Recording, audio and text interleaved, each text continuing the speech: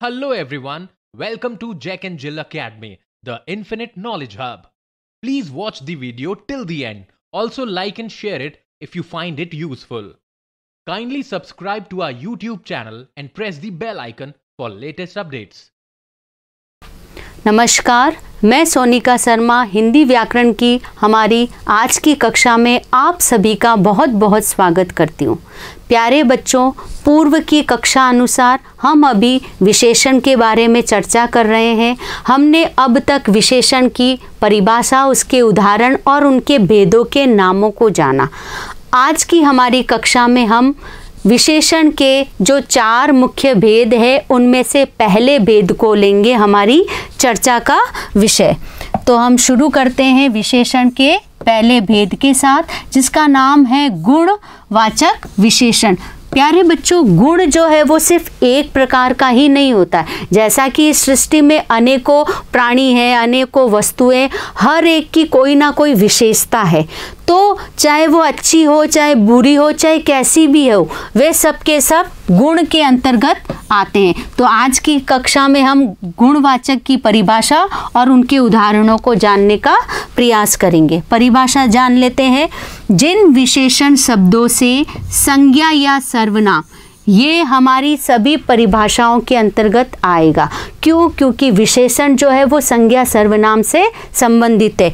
क्यों? क्योंकि ये उनकी ही विशेषता बताता है। तो जिन विशेषण शब्दों से संज्ञा और सर्वनाम शब्दों के गुण दोष, रंग रूप, आकार अवस्था आदि का बोध हो, इतनी सारी विशेषताएं, इतने सारे गुण सब के सब गुणवाचक के अंतर्गत ही आते हैं। तो जो विशेषण इन सब की जानकारी हमें दे वह होता है गुणवाचक विशेषण। आइए हम कुछ गुणवाचक विशेषण को जान लेते हैं। गुण दोष के अंतर्गत, जैसा कि मैंने कहा, अच्छाइयाँ और बुराइयाँ दोनों इसी के अंतर्गत आती है।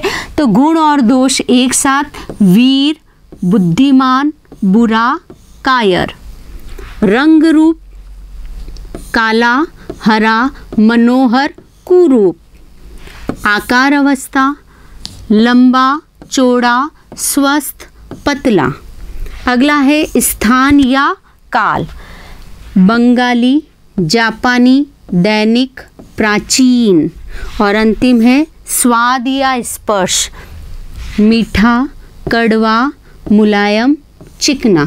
तो इनके अलावा भी और बहुत सी ऐसी विशेषताएं होती है जो हमें विशेषण के माध्यम से जानकारी प्राप्त होती है।